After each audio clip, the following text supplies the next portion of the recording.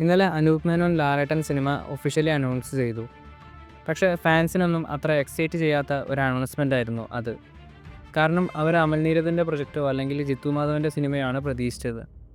അങ്ങനെ മൊത്തത്തിൽ ഇന്നലെ ഒരു നെഗറ്റീവ് വൈബായിരുന്നു. അങ്ങനെ ആ ഒരു വൈബ് മൊത്തത്തിൽ ഇന്ന് ലാലേട്ടൻ മാറ്റിയിരിക്കുകയാണ്. ദൃശ്യം 3ൻ്റെ ഒഫീഷ്യൽ അനൗൺസ്മെൻറ്റ് ഇന്നുണ്ടായിരിക്കുകയാണ്. The past never stays silent. ഭൂതകാലം ഒരിക്കലും നിശബ്ദമായിരിക്കില്ലെന്നാണ് ഈ ഒരു വേർഡിൻ്റെ അർത്ഥം. ദൃശ്യം 3 കൺഫേംഡ്. ഇതായിരുന്നു ലാലേട്ടൻ്റെ പോസ്റ്റ്. ഇതുവരെ എമ്പുരാൻ സിനിമയായിരുന്നു ലാലേട്ടൻ്റെ കരിയർ ഹൈപ്പ് ചിത്രം. ഈ ഒരു നിമിഷം മുതൽ ദൃശ്യം 3 എന്ന സിനിമയാണ് ലാലേട്ടൻ്റെ കരിയർ ഹൈപ്പ് ചിത്രമായിട്ട് മാറിയിരിക്കുന്നത്. എന്തായാലും വരാൻ പോകുന്ന ദൃശ്യം 3 ഈ ഒരു ഫ്രാഞ്ചൈസിൻ്റെ അവസാന ചിത്രമായിരിക്കുമെന്നാണ് പറയുന്നത്.